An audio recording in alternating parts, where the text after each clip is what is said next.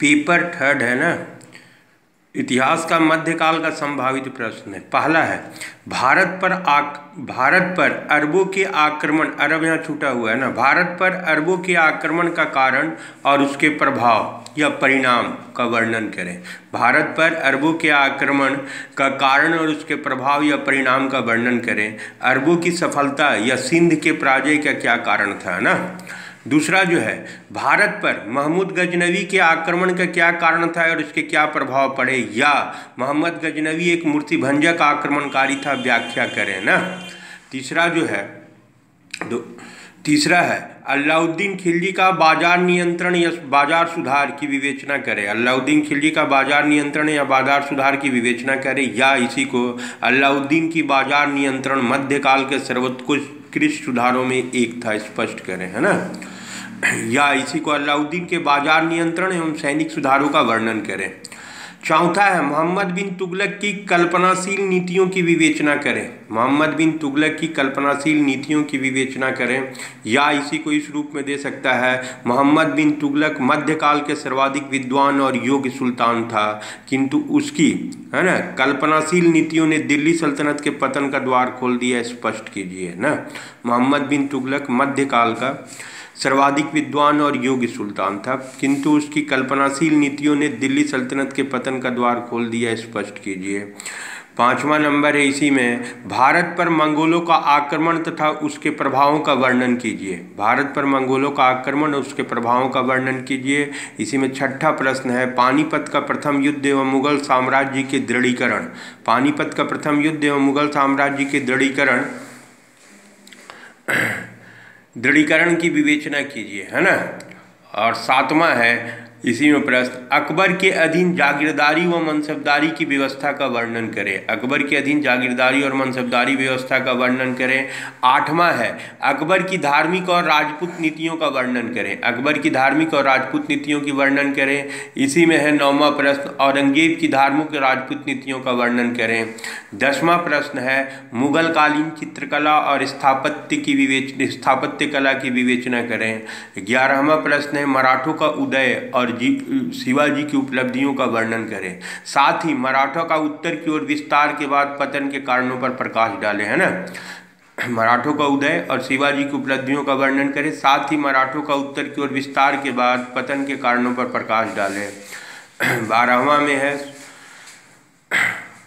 टिप्पणी लिखें, सूफी मत और उसका प्रभाव। दूसरा है भक्ति मत और उसका प्रभाव। तीसरा है शेरशाह सूरी की उपलब्धियां, और चौथा है मुगल काल के दौरान आर्थिक स्थिति, है ना।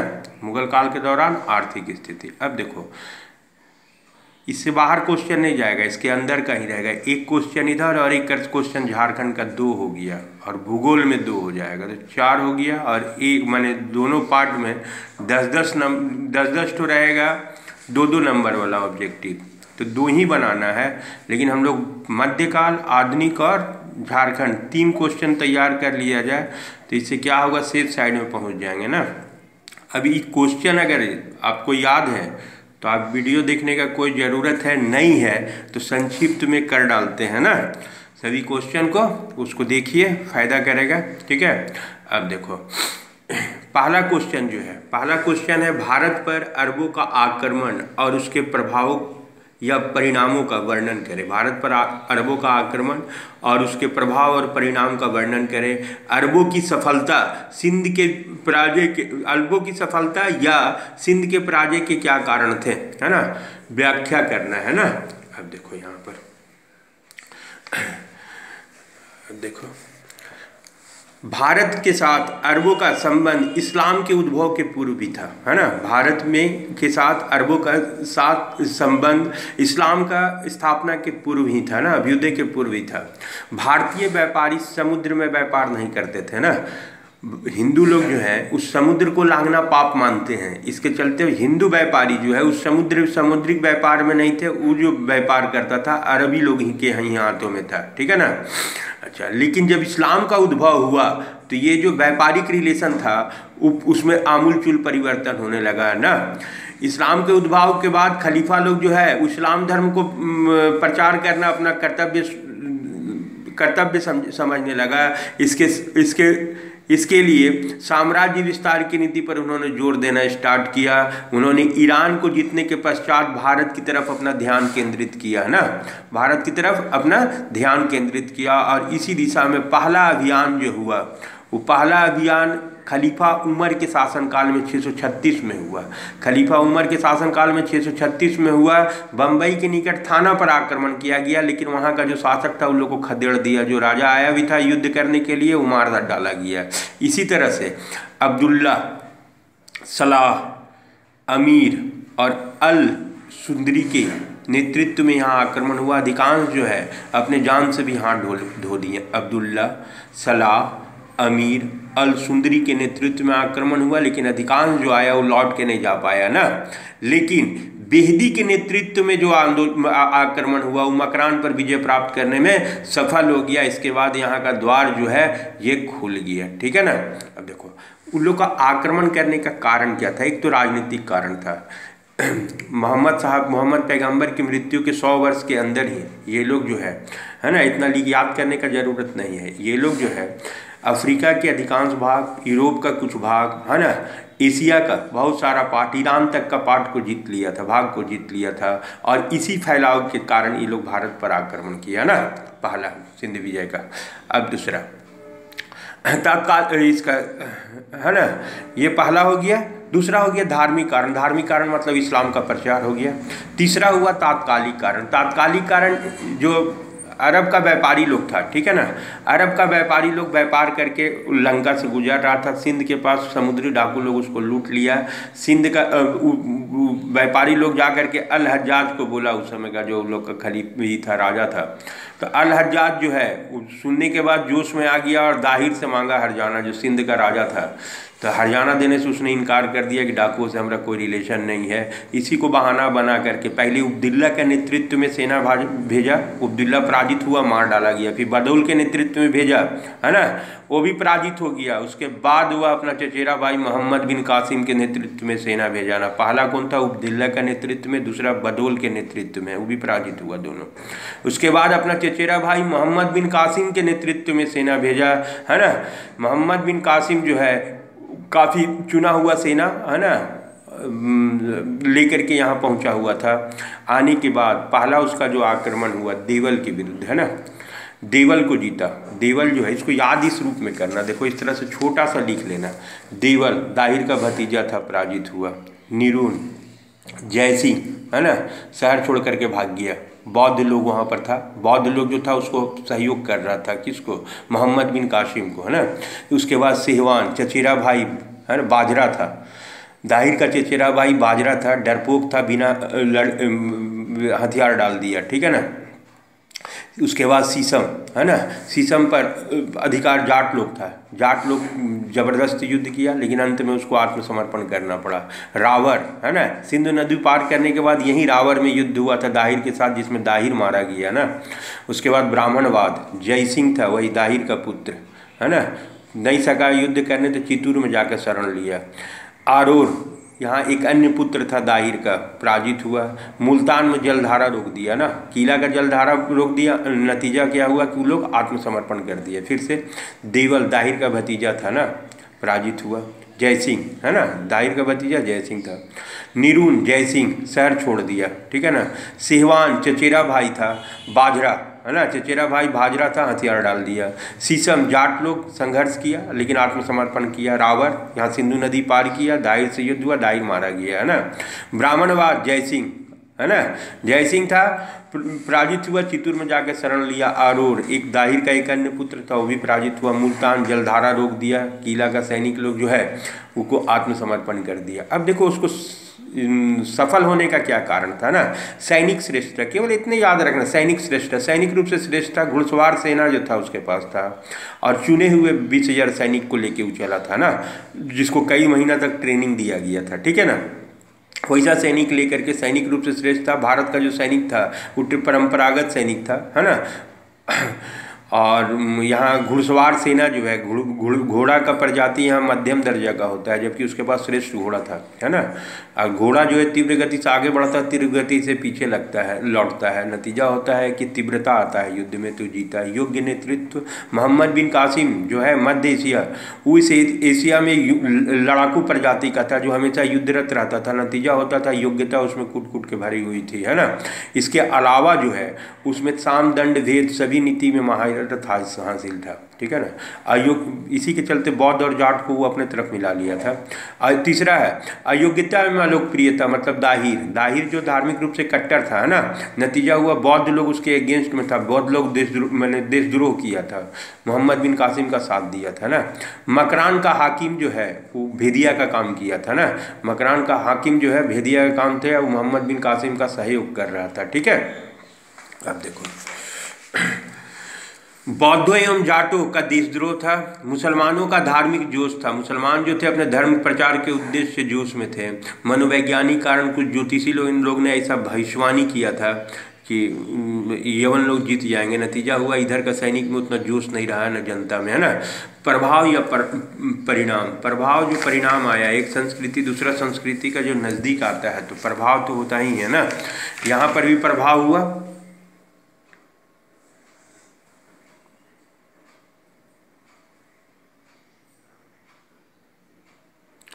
देखो सामाजिक प्रभाव के अनुसार अरबवासी सिंध के अनेक नगरों में आकर के बस गए, ठीक है ना। अरबवासी सिंध के, ठीक है ना, अनेक भागों में आकर के बस गए। इससे एक नया रक्त वर्ण जानी, अरब और भारतीय रक्त मिश्रित प्रजाति का जन्म हुआ। आर्थिक प्रभाव, बहुत सारी भूमि भारतीय किसानों से छीनकर अरबवासियों को दे दी थी ना। सिंध पर अरबों का अधिकार हो जाने के बाद सिंध मुस्लिम व्यापारियों का केंद्र बन गया। इनके भवनों एवं पूजा के स्थलों को तोड़ा गया, उन्हें मस्जिदों में बदल दिया गया ना। चर्चनामा के अनुसार कई मन सोना ले जाया गया यहाँ से अरब, है ना। राजनीतिक प्रभाव जो हुआ, अरबों के आक्रमण से मध्य युग के अंत तक प्राय बराबर ही सिंध जो है वो मुसलमानों के ही प्रभाव में रह गया ना। और एक भविष्य के जो आक्रमणकारी थे उसके लिए द्वार खुल गया। हिंदू कुश जो सीमा रेखा थी यहाँ के शासकों का, वो खत्म हो गया, वो सीमा रेखा नहीं रहा। सांस्कृतिक प्रभाव, एक संस्कृति दूसरा संस्कृति के नज़दीक आया तो दर्शन विज्ञान, ज्योतिष, गणित, औषधि विज्ञान में एक दूसरे को देन लेन चला, मैंने एक दूसरे से सीखा, ठीक है ना। ये हुआ। अब देखो इसका दूसरा जो क्वेश्चन है, भारत पर महमूद गजनवी के आक्रमण का क्या प्रभाव पड़ा था और उसके क्या भारत पर महमूद गजनवी के आक्रमण का क्या कारण था और उसके क्या प्रभाव पड़े, या मोहम्मद गजनवी एक मूर्तिभंजक आक्रमणकारी था, व्याख्या करें ना। ये क्वेश्चन है, ठीक है। अब तुम देखो यहाँ पर महमूद गजनवी जो है, ठीक है ना, महमूद गजनवी भारतीय इतिहास के महान विजेता के रूप में प्रसिद्ध है, ठीक है ना। उसने भारत पर 17 बार आक्रमण किया, हर बार विजय प्राप्त किया, ठीक है। वह सुबुक्तगिन का प्रथम पुत्र था। सुबुक्तगिन का प्रथम पुत्र था। 27 वर्ष की आयु में गजनी पर अधिकार प्राप्त कर लिया। अगला ही गजनी की गद्दी प्राप्त कर ली। 1999 में उसने सासामी वंश के सुल्तान से खुरासान छीन लिया। बागदाद का खलीफा उसको सुल्तान का पदवी दिया, जो कि दुनिया का पहला सुल्तान महमूद गजनवी ही कहलाता है ना। अब महमूद गजनवी का आक्रमण का उद्देश्य क्या था ना। अब देखो उद्देश्य को एकदम ऐसे करके संक्षिप्त में करना चाहिए। देखो यहाँ धन प्राप्त करके मध्य एशिया में एक सशक्त साम्राज्य के स्थापित करना था। इसी के चलते वो भारत पर आक्रमण किया। धार्मिक उद्देश्य वही वाला, इस्लाम का प्रचार प्रसार। यश की लालसा, बार बार आक्रमण करके अपने को यशस्वी करना चाहता था, इसीलिए किया ना। कुशल कारीगरों की प्राप्ति, वह जो भवन निर्माता था, स्थापत्य की तरफ अधिक ध्यान था, तो यहाँ पर कुशल कारीगरों की प्राप्ति भी उसका है। जब भी आया तो कुछ न कुछ कुशल कारीगरों को यहाँ से गुलाम बना करके लेते चला गया है। राजनीतिक उद्देश्य पंजाब तक का प्रदेश को वो अपने साम्राज्य में ही सम्मिलित करके रखा मोहम्मद गजनवी ना। और यहाँ का जो धन था, उस धन को प्राप्त करके वो मध्य एशिया का सशक्त साम्राज्य स्थापित करता था। ये राजनीतिक उद्देश्य के ही तहत था ना। अब देखो आक्रमण जो किया यहाँ पर, उसको भी एकदम संक्षिप्त में लिख के तब याद करना चाहिए। व्याख्या तो आदमी अपने एक बार रीडिंग कर लेगा तो हो ही जाता है। आक्रमण 17 बार किया। 17वां बार जो आक्रमण किया, पहला आक्रमण 1000 में हिंदू शाही शासक के विरुद्ध में सीमावर्ती किलों पर अधिकार किया ना। 1001 में पेशावर और वेहिंद पर अधिकार किया। जयपाल वहाँ का राजा था, है ना, अपना बेटा आनंद पाल को सौंप करके सुसाइड कर लिया। 1004-05 में मुल्तान पर आक्रमण किया, दाऊद को पराजित किया ना।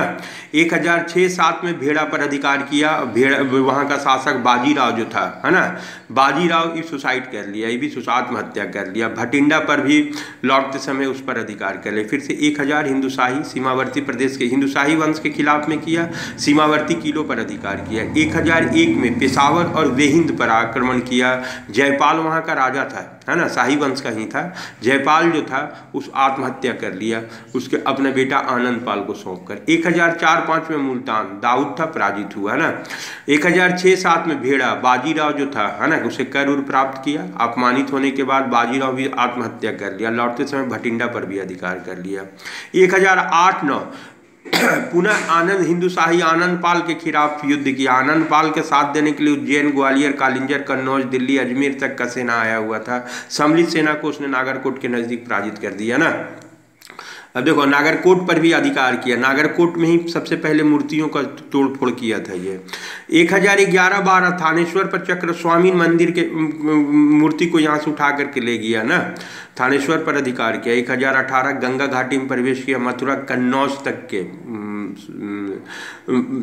लूटपाट किया, मंदिरों का विध्वंस किया ना। राज्यपाल जो था उस समय कन्नौज का शासक पराजित हुआ, भाग गया, बिना युद्ध किए ही भाग गया वो। 1019 में कालिंजर पर आक्रमण किया और नंद को पराजित किया। 1021-22 में पंजाब पर अधिकार कर लिया। 25-26 का जो आक्रमण था, सोमनाथ का जो आक्रमण था, वही उसका सबसे प्रसिद्ध आक्रमण था, है ना। और यहाँ से जब लूट करके ले जा रहा था सोमनाथ मंदिर को, है ना, तो उसका जो संपत्ति था उसका पिछला भाग पर, संवरण भाग पर जाटों ने आक्रमण किया था, उसके संपत्ति का कुछ भाग प्राप्त करने के लिए, है ना। जब वापस वह लौट रहा था तो उसी समय आक्रमण किया गया था। तो ये अंतिम अभियान उसका 1027 में यही जाटों के विरुद्ध किया गया था, सबक सिखाने के उद्देश्य से ना। अब देखो, ये तो उसका आक्रमण हुआ, ठीक है ना। आक्रमण होने के बाद उसको मूर्ति भंजक आक्रमणकारी कहा जाता है। जहाँ पर भी गया मूर्तियों को तोड़ा। मूर्तियों को तोड़ने का उद्देश्य एक तो उसका इस्लाम का प्रचार करना था, ताकि उसका सेना में जोश बना रहे, है ना। और दूसरा, वह सुन रखा था कि भारत में हिंदू लोग जो है वो मंदिर में केवल जमा करता है, कुछ निकालता नहीं है ना। तो जान रहा था कि इसको टारगेट करने से मंदिर को यहाँ से अथाह धन संपत्ति मिलेगा। इसी के चलते उन मंदिरों को तोड़ता था ना, कि कुछ छिपा करके रखा गया है। और ये जो संपत्ति उसको मिला, है ना, चूँकि संपत्ति प्राप्त करने के लिए मूर्तियों को तोड़ता था और इस्लाम का प्रचार करने के लिए, ताकि उसका सेना में जोश बना रहे, है ना। लेकिन मूल उद्देश्य धन प्राप्ति था। और इस धन को ले जा करके वास्तव में वह मध्य एशिया में एक सशक्त साम्राज्य का स्थापना करने में कामयाब रहा ना, ठीक है ना। अब देखो, महमूद का हो गया।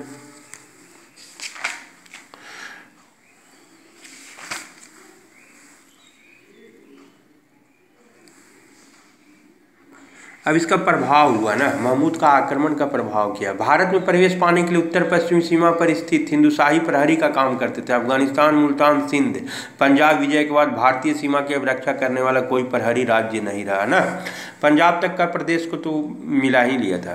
भारत में महमूद गजनवी के आक्रमण से इस्लाम का प्रचार सरल हो गया। बलपूर्वक हिंदुओं को इस्लाम धर्म में परिवर्तित किया गया ना, है ना। यही 2-3 को यही हुआ, है ना, ठीक है। प्रभाव में कोई खास प्रभाव तो नहीं है पड़ा, क्योंकि उसका भी अब काल का था। अब देखो, तीसरा जो क्वेश्चन है इसका, है ना, ये तीसरा क्वेश्चन है अलाउद्दीन के बाजार नियंत्रण, है ना। अलाउद्दीन का बाजार नियंत्रण या सुधारों का विवेचना करना है। अलाउद्दीन की बाजार नियंत्रण मध्यकाल के सर्वोत्कृष्ट सुधारों में एक था, स्पष्ट करें। या अलाउद्दीन के बाजार नियंत्रण सैनिक सुधारों का एक वर्णन करें, है ना। ये जो है इसको आदमी हम लोग करते हैं, ठीक है ना। अलाउद्दीन का जो बाजार नियंत्रण है, ठीक है, अलाउद्दीन का जो बाजार नियंत्रण है, अलाउद्दीन इस नीति के बारे में जानकारी हम लोगों को, है ना, जानकारी।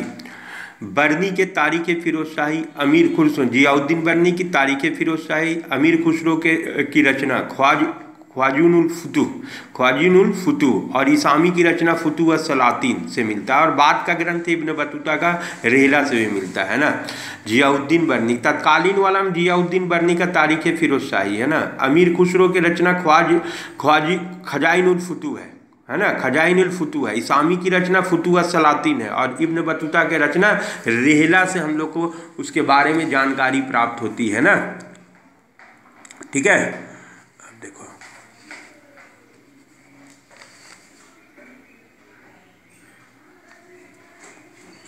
अब देखो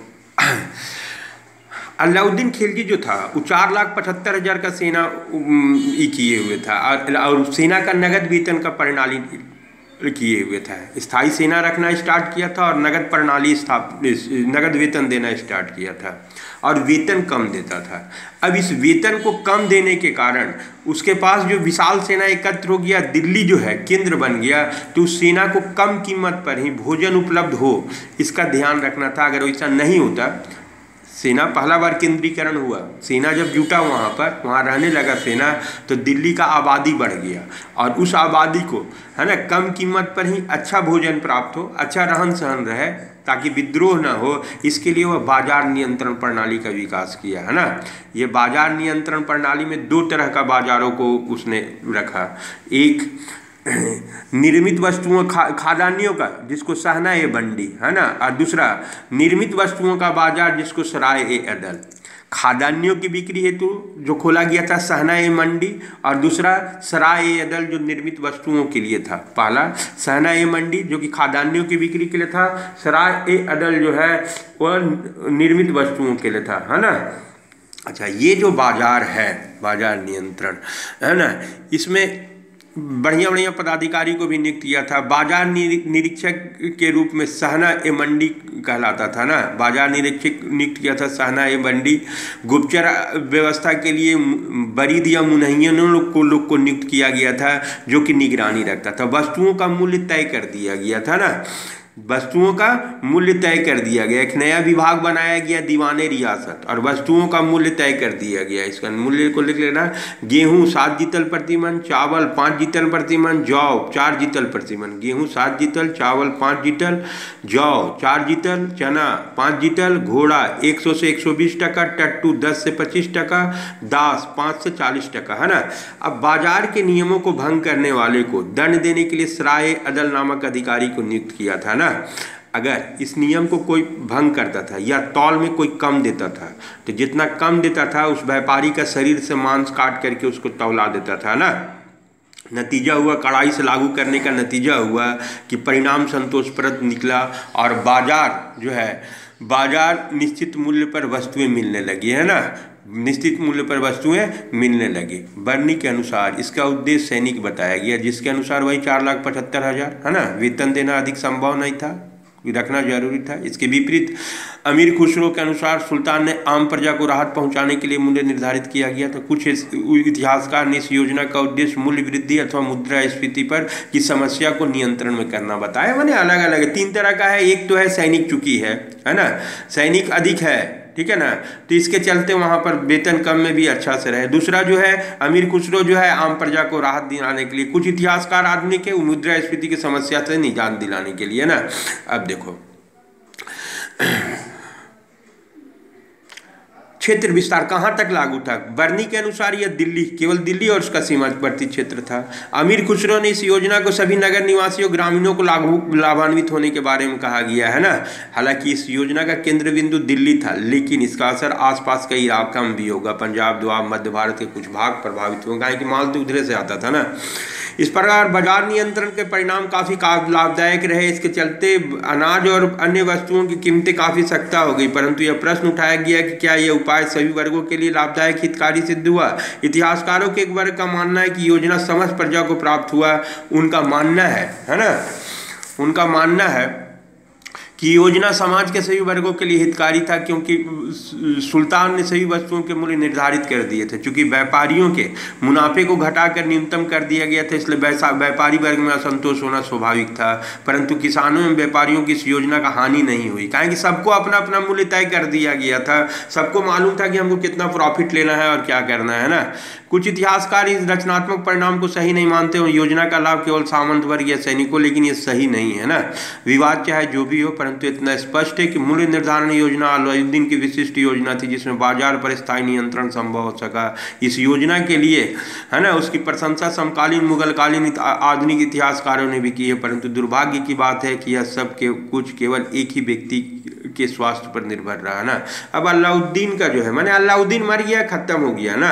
अलाउद्दीन खिलजी का सैनिक सुधार 1303 में तरगी के नेतृत्व में मंगोल आक्रमण हुआ था। तब उसको समझ में आया कि है ना किलों में जो वहाँ पर सीमावर्ती किलों में है, अनुभवी सेना नायक को रखा जाए, और उसके लिए उसने किलों में अनुभवी सेना नायक और मरम्मत भी करवाया। उसको कोतवाल कहा जाता था, जो देख रेख करता था किला का। विशिष्ट दृष्टि के कारण अलाउद्दीन ने सेना का केंद्रीकरण कर दिया गया, नगद वेतन देना आरंभ किया, सेना की इकाइयों का विभाजन 1000 10,000 वही दशमलव पद्धति पर ना। मलिक अमर सिपा सलार मंगोल सेना का दशमलव पद्धति को अपनाया। 10,000 की सैनिक टुकड़ियों को तुमन कहा जाता था ना। अब देखो, दीवाने आरी सैनिकों को नाम वाली हालिया रखता था ना। घोड़े की दागने की प्रथा को भी जारी रखा, जिससे निरीक्षण के समय दोबारे घोड़े को उपस्थित, माने धोखा देना बंद करवा दिया, प्रस्तुत किया जा सके। ठीक है, अब देखो, सुल्तान की विशाल सेना 4,75,000 सुसज्जित और वर्दीधारी था। यथोचित रूप से निरीक्षण करके नियुक्त किए गए सैनिक सरकारी भाषा मुरतब कहा जाता था। उसके पास कम से कम एक घोड़ा होता था, 2 घोड़े होते थे तो 78 टंका और मिलता था। ऐसे एक सैनिक जो है उसको 234, अगर एक सैनिक है उसको 234 टका मिलता था, लेकिन अगर 2 घोड़ा रख रहा है तो 234 प्लस 78 टका प्रति वर्ष मिलता था। मतलब कि एक महीना में अगर एक अस्पा है, मतलब एक घोड़ा रख रहा है तो 19 रुपया मिलता था उसको, 19 टका मिलता था। ठीक है ना। अब देखो दूसरा जो क्वेश्चन है, वहाँ अगला जो क्वेश्चन है मोहम्मद बिन तुगलक का कल्पनाशील शक्ति के बारे में है ना। अब देखो, मोहम्मद बिन तुगलक जो था वो मध्यकाल का सबसे, भारतीय इतिहास का सर्वाधिक विद्वान शासकों में उसकी गिनती होती है ना। सबसे महत्वपूर्ण विशेषता उसके द्वारा अपनाई गई एक नवीन प्रगतिशील नीतियाँ था, जो कभी भी अलाउद्दीन की नीतियों के समान सफल नहीं रही है ना। बोला जाता है कि ये अपना समय से 200-400 साल आगे था, बुद्धि इसका सोचा, लेकिन इसका अधिकारी वर्ग जो था उस उतना तेज तर्रार नहीं था। नतीजा ये जो योजना बनाता था वह योजना फ्लॉप कर जाता था ना। इसका 4-5 तरह का योजना है। पहला याद रख लो एकदम, दोआब में कर वृद्धि 1326 से 27, बुक में नहीं दिया हुआ है ना। दोआब में कर क्षेत्र में कर वृद्धि 1326 से 27 ईस्वी में। दोआब मतलब गंगा जमुना दोआब, दिल्ली और आसपास पश्चिमी उत्तर प्रदेश पंजाब का एरिया। दोआब क्षेत्र में कर वृद्धि, इसलिए एक डिपार्टमेंट भी बनाया था अमीर कोही है ना। सबसे पहला काम था दोआब क्षेत्र में कर वृद्धि है ना। अमीर कोही की स्थापना की, जहां आर्थिक स्थिति मजबूत करने के उद्देश्य से प्रेरित था। ठीक है ना। लेकिन हुआ क्या कि दोआब क्षेत्र में कर वृद्धि किया, उसी साल अकाल पड़ गया। नतीजा हुआ कि जनता जो है विद्रोह पर उतारित हो गई है ना 1326। उसके बाद जो है वो राजधानी परिवर्तन 1326-27 में राजधानी परिवर्तन 27 से 30 तक ले गया। देखा कि दक्षिण के एकदम दक्षिणतम भाग तक दिल्ली सल्तनत का अधिकार हो गया था। तो देखा कि दक्षिण में जो है वो ठीक से वहाँ विद्रोह होते रहता है, तो यही सोच करके गया कि दक्षिण के में जाएंगे तो विद्रोह पर काबू पा लेंगे। तो राजधानी को ले गया देवगिरी, और देवगिरी का नाम रख दिया दौलताबाद। लेकिन वहाँ जाने के बाद उसको पता चला जिस तरह से उत्तर में रह करके दक्षिण पर नियंत्रण रखना कठिन है, उसी तरह से दक्षिण में रह करके उत्तर पर नियंत्रण रखना कठिन है। नतीजा हुआ 1330 में ही वापस फिर दिल्ली आया। इससे बहुत अधिक धन उनका बर्बादी हुआ ना। उसके बाद तीसरा जो है इसका सांकेतिक मुद्रा, जो धन का बर्बादी हुआ उसको भरपाई करने के लिए सांकेतिक मुद्रा इसने चलाया ना। सांकेतिक मुद्रा के अंतर्गत है ना, चांदी का जो टका था उसके बदला या कांसा या तांबा का सिक्का, अलग अलग कोई विद्वान बोलता है तांबा का, कोई भी बोलता है कांसा का सिक्का चलाया। लेकिन जो लोकल व्यापारी था उसका महत्व कोई या इसका पदाधिकारी लोग उस पर नियंत्रण नहीं रख पाया। सांकेतिक मुद्रा उस समय चाइना में 13वीं शताब्दी में स्टार्ट हुआ तो सफल हुआ, लेकिन यहाँ पर वह सफल नहीं हुआ। उसका कारण था कि उसका अधिकारी वर्ग उसको समझ नहीं पाया और उस पर नियंत्रण नहीं रख पाया। नतीजा हुआ सुनार लोहार जो है वो भी अपना तांबा और कांसा का सिक्का जारी करने लगा। नतीजा हुआ कि कोई व्यापारी उसको लेने के लिए तैयार नहीं हुआ। सांकेतिक मुद्रा भी इसका असफल हो गया। उसके बाद खुरासान अभियान के बारे में इसने योजना बनाई। खुरासान के बारे में कहा जाता है, ऐसा अनुमान लगाया जाता है ना खुरासान अभियान के बारे में कि एक त्रिमैत्री गठबंधन बना था जिसमें मोहम्मद बिन तुगलक, तर्मासरीन एवं मिस्र के सुल्तान, है ना, ये तीनों का त्रिमैत्री संगठन था और खुरासान पर विजय करने का योजना था। 3,70,000 सैनिक का एक विशाल सैनिक टुकड़ी का गठन किया मोहम्मद बिन तुगलक, है ना। लेकिन हुआ क्या कि ट्रांसऑक्सियन का जो शासक था, है ना, ट्रांसऑक्सियन का जो शासक था तर्मासरीन, है ना, उसको अपने पद से हटना पड़ गया, वहाँ का राजनीतिक स्थिति बदल गया, है ना। तो त्रिमैत्री में एक तो मित्र तो चला गया, नतीजा हुआ कि वो जो अपना सेना जो तैयार किया था और उसको अग्रिम दे दिया था, उसके लिए वो किया कि अब कराचिल पर अभियान किया जाए। कराचिल जो है वो उत्तर पूर्व का एरिया था, कराची पहाड़ी क्षेत्र था, है ना। सेना को भंग न करके सोचा कि सेना को अगर भंग करेंगे तो विद्रोह होगा, कराची क्षेत्र में अपनी सेना को भेजा।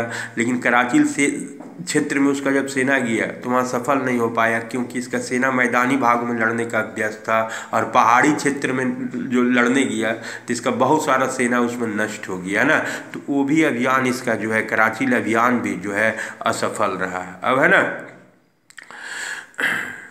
ठीक है, कराची माने इसका सब का सब इसका जो है उसका अभियान असफल हुआ। इस अभियान को असफल होने के कारण दक्षिण का भी जो क्षेत्र था विजयनगर और बहमनी साम्राज्य के अभ्युदय, है ना, के कारण से दक्षिण का पार्ट इसका हाथ से निकल गया था। 1336 में विजयनगर साम्राज्य का स्थापना हो गया, 1347 में बहमनी साम्राज्य का स्थापना होने से दक्षिण का भाग इसके हाथ से निकल गया और हर योजना असफल होने का कारण इसका आर्थिक स्थिति भी गड़बड़ा गया, जिसके चलते नतीजा हुआ कि आने वाले समय में मोहम्मद बिन तुगलक का जो साम्राज्य था इसके समय में ही उसका विखंडन प्रारंभ हो गया था। और नासिरुद्दीन महमूद तुगलक 1398 आते आते, है ना, ये स्थिति हो गया कि उसके बारे में बोला जाता था कि दिल्ली से पालम तक का राज्य रहा, है ना। तो इसकी नीतियों ने इसके साम्राज्य के विघटन, है ना, का प्रक्रिया का प्रारंभ कर दिया, ठीक है ना। अब देखो भारत पर मंगोलों का आक्रमण जो है उसमें भारत पर मंगोलों का जो आक्रमण हुआ, 13वीं और 14वीं मंगोल साम्राज्य दुनिया का एकमात्र खानाबदोश साम्राज्य माना जाता है। चंगेज खां का नेतृत्व में, है ना, स्थापित हुआ था और एक ही पीढ़ी में बहुत सारा दुनिया के बहुत सा लंबा चौड़ा भाग में फैल गया। इसके साम्राज्य के अंतर्गत आ गया, ख्वारिज्म शाह को हराया, एशिया चीन को तो पराजित किया, उसके बाद ख्वारिज्म शाह को पराजित किया। मध्य एशिया में Uzbekistan, Tajikistan, Turkmenistan, Afghanistan, Iran का बड़ा भाग और रूस में क्रीमिया पर भी कब्जा कर लिया ना। भारत की तरफ भी यह आया, है ना। उस समय दिल्ली का सुल्तान था इल्तुतमिश, है ना। ख्वारिज्म शासक का पुत्र था जलालुद्दीन मकबरनी, उसी का पीछा करते हुए आया था। लेकिन यहाँ का जो शासक लोग था वो 3 तरह का नीति अपनाया मंगोलों से निपटने के लिए अलग अलग समय में। पहला जो है अलगाव की नीति, 1221 से 1240। इल्तुतमिश उस समय यहाँ का शासक था, रजिया बनी थी 1240 में। ये उधर माने अलगाव का नीति, उधर जो मध्य एशिया में लड़ाई हो रहा है उसका पार्ट से हमको कोई मतलब नहीं था, इसीलिए इल्तुतमिश जो है जलालुद्दीन मकबरनी को भारत में घुसने नहीं दिया था। यहाँ पर मांगा था राजनीतिक शरण लेकिन उसको नहीं दिया। उदासीनता की नीति 1240 से 1266, है ना, जब नासिरुद्दीन महमूद का नायब के रूप में बलबन था तो उधर ध्यान नहीं दिया। संघर्ष की नीति 1266 से 1335 तक अंदर के भाग तक आने लगा, नतीजा हुआ ये लोग भी संघर्ष किया दिल्ली सल्तनत वाला, और संघर्ष में हमेशा सफल ही रहा ना। 1221 में ख्वारिज्म शाह की मृत्यु के बाद उसका बेटा जलालुद्दीन मकबरनी दिल्ली सल्तनत की ओर भागा और चंगेज खां जो उसका पीछा कर रहा था। लाहौर और सतलज नदी के मध्यवर्ती में प्रवेश किया। सल्तनत एवं मंगोल की उपस्थिति में इल्तुतमिश के लिए अनेक आंतरिक और बाह्य समस्या पैदा चुकी। सिंध की अंतिम सुरक्षा चौकियां बन गए थे, इसलिए इल्तुतमिश आलदोज नसरुद्दीन कुबाजा के बीच इन क्षेत्रों पर नियंत्रण संघर्ष चला। इल्तुतमिश अभी अपनी राजनीतिक स्थिति सुदृढ़ करने की प्रक्रिया में था। मंगोल सेनाओं की उपस्थिति जलालुद्दीन में एक अलग विकट स्थिति पैदा कर लिया। नतीजा हुआ कि इल्तुतमिश जो है उसको शरण नहीं दिया। मंगोल चंगेज जो है उसका पीछे पीछे घूमा और वापस चला गया, भारत पर आक्रमण नहीं हो पाया ना। अब देखो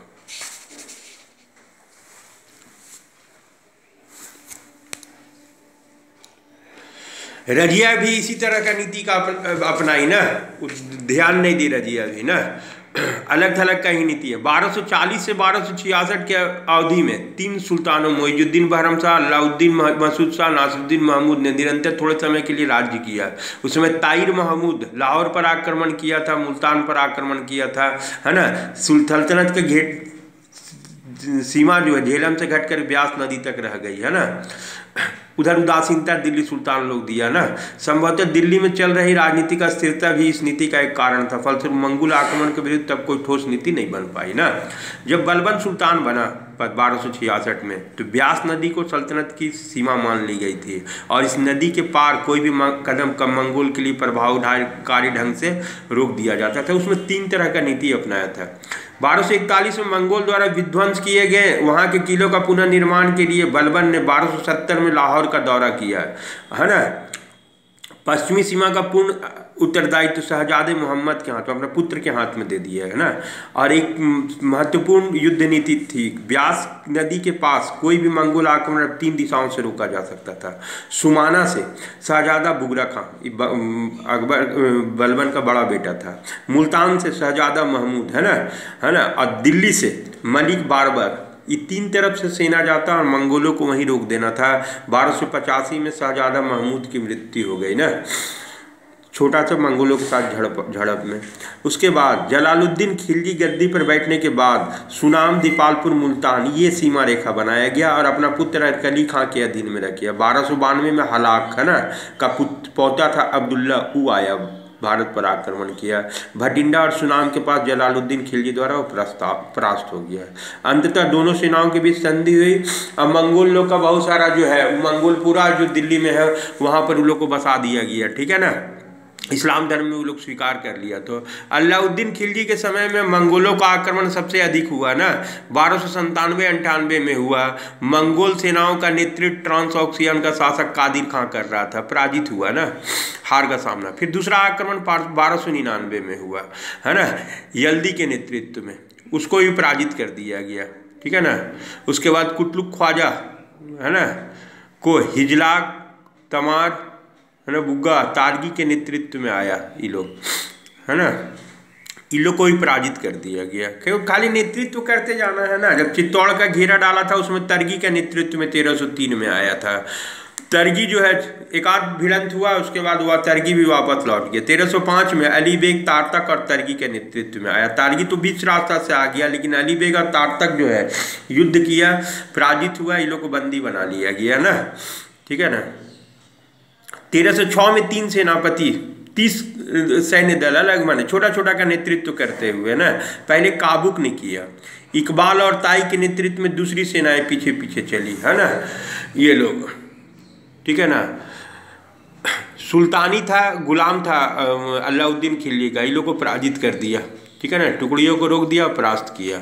मंगोलों का आक्रमण, आखिरी आक्रमण मोहम्मद बिन तुगलक के शासन में हुआ, तारमशीन खां के नेतृत्व में, ठीक है ना, वो भी पराजित हुआ 1327 में। इस तरह से कई बार मंगोल लोग आक्रमण करते हुए यहाँ पर रहे ना। अब देखो मंगोल आक्रमण को राजधानी दिल्ली पर भी जबरदस्त प्रभाव पड़ा। बर्नी के अनुसार दिल्ली इतनी बड़ी समृद्ध हो गई थी कि बगदाद और काहिरा की प्रतिद्वंदी हो गई थी। जलालुद्दीन खिलजी के काल में मंगोलों ने दिल्ली में ही रहने का फैसला किया और इस कारण किलगढ़ी, गयासपुर, इंद्रप्रस्थ में मंगोलपुरी के नाम से आज विश्व है ना। मंगोलों के सांस्कृतिक जो है सामाजिक, आर्थिक, सांस्कृतिक क्षेत्र में इज्तिहाद विचारधारा का पदार्पण हुआ है। इज्तिहाद विचारधारा के भारत में पदार्पण से स्वतंत्र तर्कवाद की राजनीतिक विचारधारा के पनपने में सहायता मिली। हो गया। अब देखो, अब आगे हम लोग चला जाए।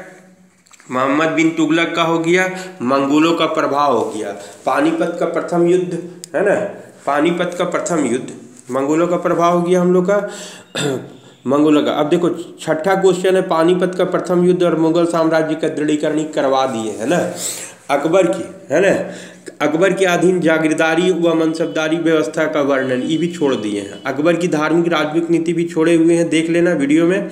औरंगजेब की धार्मिक नीति, राजपूत नीति भी छोड़े हुए हैं। और मुगल काल चित्रकला और स्थापत्य कला भी छोड़ा हुआ है। मराठा से संबंधित शिवाजी का उपलब्धि और मराठा राज्य का जो पतन है है ना, उसका कारण भी छोड़ा हुआ है। सूफी मत और उसका प्रभाव, भक्ति मत और उसका प्रभाव भी छोड़ा हुआ है। शेरशाह सूरी की उपलब्धि भी छोड़ा है। मुगल काल के दौरान आर्थिक स्थिति भी छोड़ा हुआ है ना।